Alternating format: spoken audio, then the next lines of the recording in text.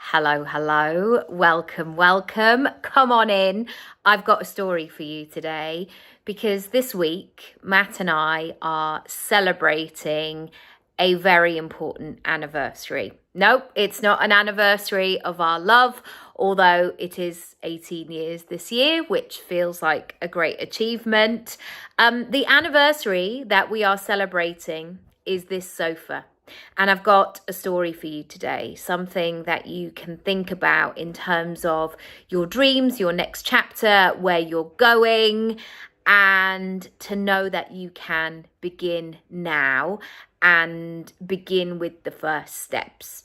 So 9 years ago, this sofa arrived in our lives, and it was one of those deliveries where the people who were delivering the sofa did not want to be delivering sofas. They certainly didn't want to be going upstairs because we had to go up some stairs. And they just basically were like, and also there was that moment of, is the sofa going to go through the door? Also, when we then moved it to this house, half of the sofa did not go through the door. So we ended up having to take half of it out through our neighbour's garden, round the back and up our stairs. We've got some stairs at our back door. So we had to think very strategically in that way. But Matt will always say, and I'm not going to go into too much about what he says because it's his story to tell, but he will always talk about how it felt like such a grown-up thing to buy this kind of sofa. And I'm not going to show you all of it because it's an absolute tip in here and it's on my list. It was one of those days where the kids just left for school and we just needed to get out the door. But it's basically a big right angle. And this sofa felt such a big adult moment. So let me go back. I had my son in October 2015, so 9 and a bit years ago. And this sofa arrived January 2016. And my son was £9.10, which is 4.36 kilos for those of you who operate in kilos. Unexpectedly big. I had a 3-day labour and a C-section, and it took me a long time to recover. I also had a really hungry, heavy baby. So he wasn't one of those kind of dinky ones that you could just, you know when you see sort of people just like slotting them in, he looked like he was going to work. And in our old house, we had an old sofa of my dad's that we had because we didn't have furniture. It was the first time that we had lived together. I think how long had we lived in that flat by that point? Like 3 years or something. But it was still very sort of makeshift. So to buy things like it'd gone on basics, and it was very much a work in progress.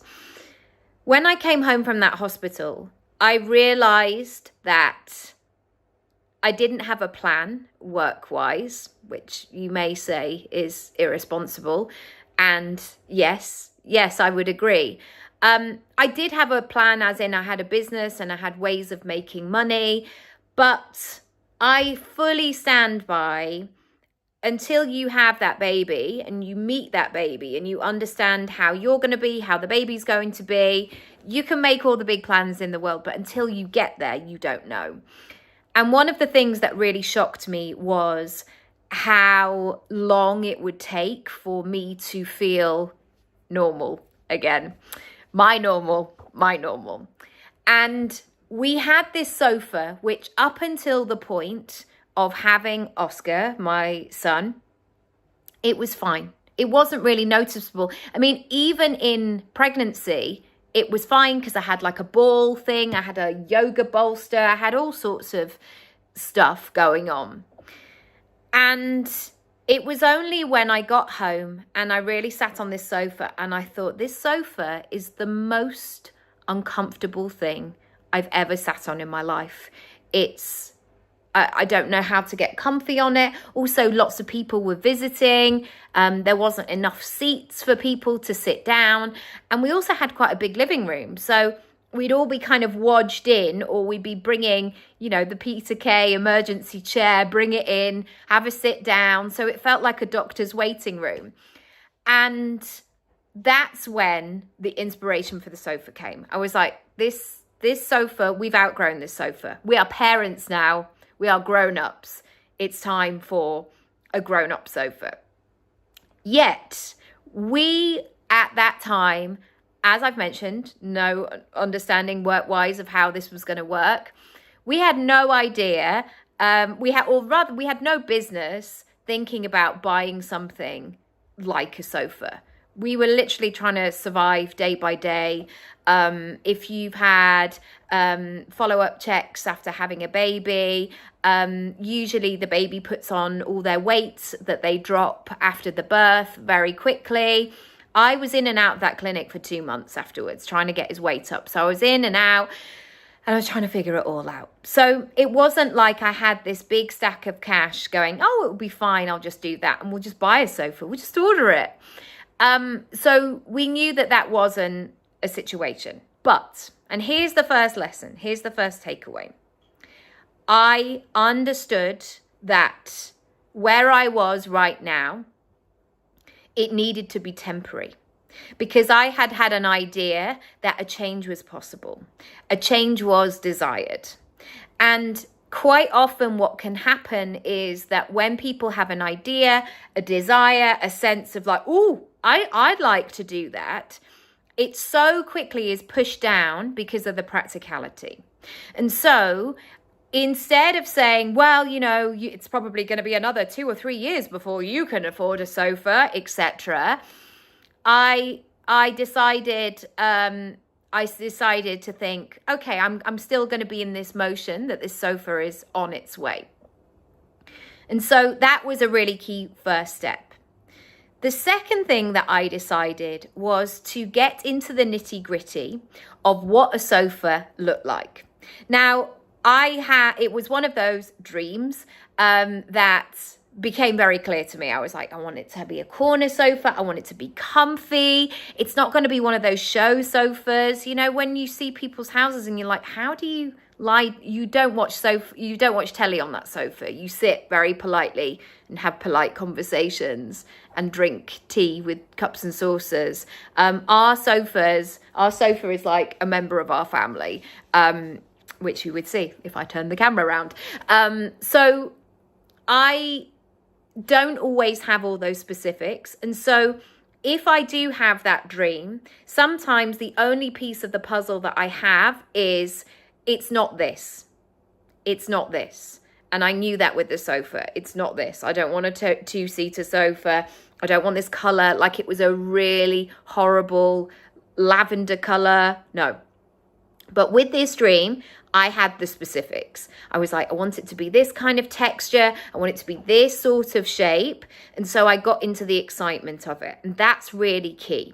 Because especially if you are saying at this point of the year of, I want to make more money this year, or I want to grow my career this year, or I want to do these kinds of things, or I want to spend my time differently, or I want to feel more like me. You have to go into the specifics of that, because again, there will be some people who at that time were sofa shopping and they had a very different criteria from what I wanted. So I'm thinking about those man caves that you see, and there's always one of those sofas. It's like white and it's curved, or it's like a red leather or something like that. And they know what they want for that man cave. And it's something different. I then began the practicalities. Okay, how big, based on this room that we were in, what's the biggest sofa that we can get? What are the kind of prices? What sorts of shops have sofas where you can actually go into the shop and sit on the sofas? This was really key for me. I didn't want to buy a sofa without sitting on it. And so I began to do all of those logistics, and I began to piece it together. And strangely, what happened was that in the January, a grandparent gave Matt some money, a little bit of money, kind of buy something for your house type situation. Something else happened, that a work thing came through. I got an advert, like all of these little pieces of money came in, and they just immediately went into the sofa fund. Like, that's the sofa fund, that's the sofa fund. And I'd had my eye on this one particular sofa, and we went to go and sit on it. We went to Tottenham Court Road, which I don't know if it's changed recently, but certainly at that time you could go and sit on lots of different sofas. And I kept an eye on this sofa. And one day it had £900 off. I don't know why. So the money that we had available was actually more than what the sofa cost. And that blew my mind, because in a matter of weeks, from sitting on a terrible 2-seater lavender sofa feeling rubbish, this sofa was in our house. And this sofa has been, I described it as like another member of our family. It's been so integral. Like, we all sit on it every single day. We're not one of these people who are like, gosh, I've just got like 9 different reception rooms. We haven't. This is our sofa. We sit on it. The kids watch telly on it. We sometimes eat our dinner on it. I do work calls on it sometimes.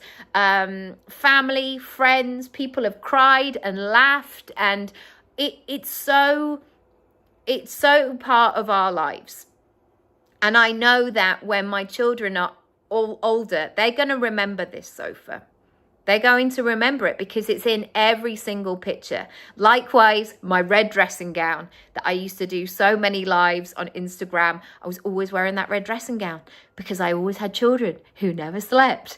So I was always in that limbo of, okay, I'm going to put the baby down for a sleep and I'm going to go in the shower.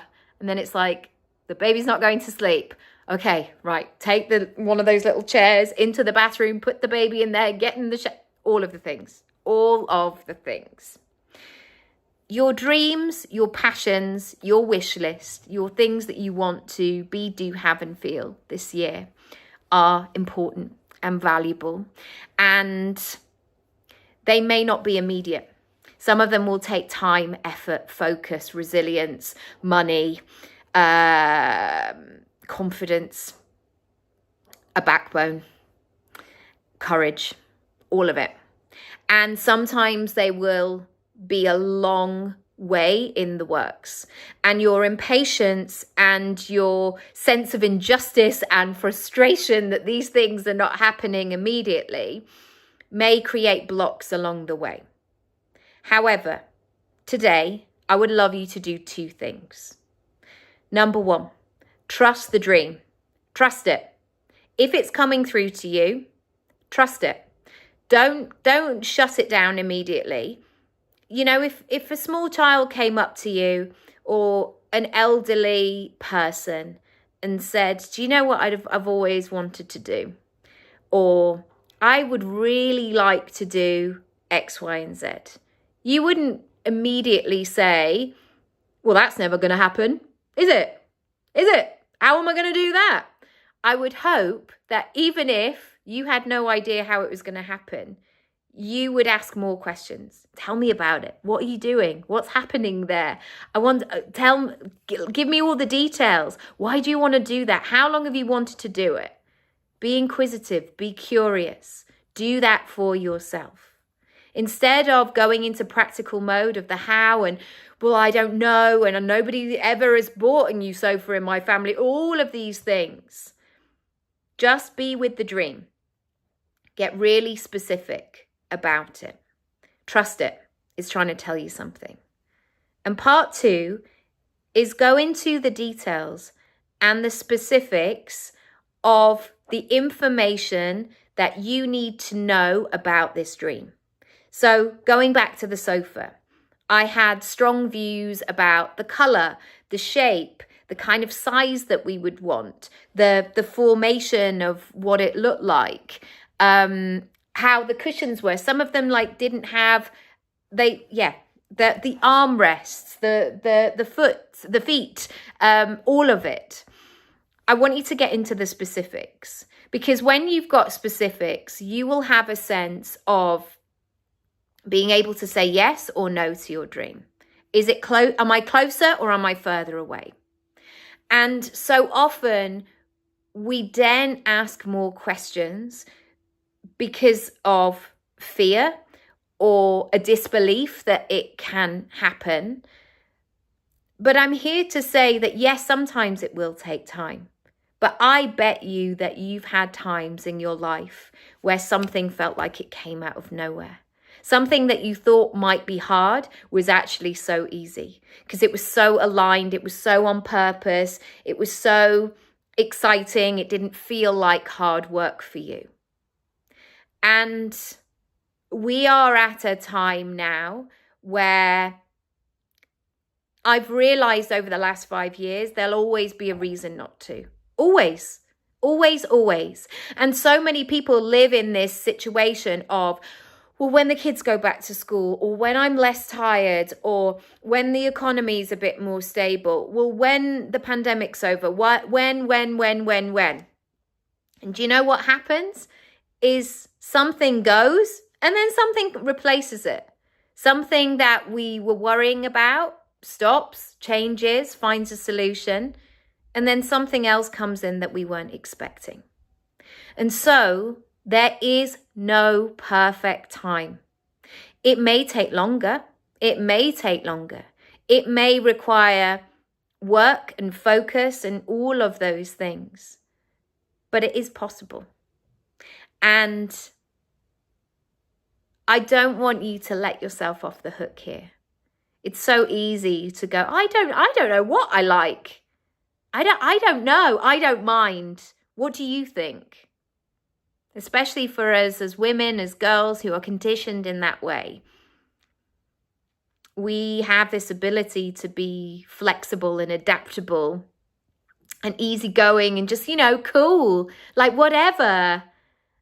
And I think back to moments, when you were at school or you were trying to like find boyfriends or be fanciable or any of those sorts of things. And it was literally like, I'll be whatever you need me to be. All of these things. I watch women go into family situations and they can work through where they need to place themselves. What does that person need? I see it with mothers with their children. They can just unlock stuff. It's innate in so many of us. But today I want to talk about you, because I know that you are doing all those things for everybody else. And that's great. And I know myself, I will always continue to do that. I worked out the other day that I'm going to have a child at home until I think 57 was what I worked out. 57. And so it's a while away. But what am I going to do until I'm 57? Just kind of go, well, I'm not going to start now because, I'll wait. No, I don't even know if I'll get to 57. I mean, I hope I do. Touch sofa, touch wood. You have to begin right now in a way that feels really good. If I can help and support you, I would love to. I've been doing this work for 15 years. I've worked with so many different types of people. And maybe you watch this video today and you think, I'll do it. I'm not ready yet. Ask yourself what you need in order to feel ready. And make yourself accountable to yourself. Because I can tell myself all of these things. I'll do it when, I'll do it. Why? Is it true? Is it a truth? Is it a lie? Why am I holding myself back? Why are you holding yourself back? Why are we holding ourselves back? All of the things.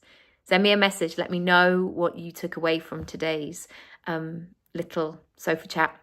And thank you, sofa. I'm grateful for you. I'm going to tidy you and take care of you.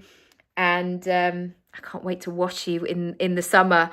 Get all the cushion covers off. Get them on the line. It's beautiful. This is 43.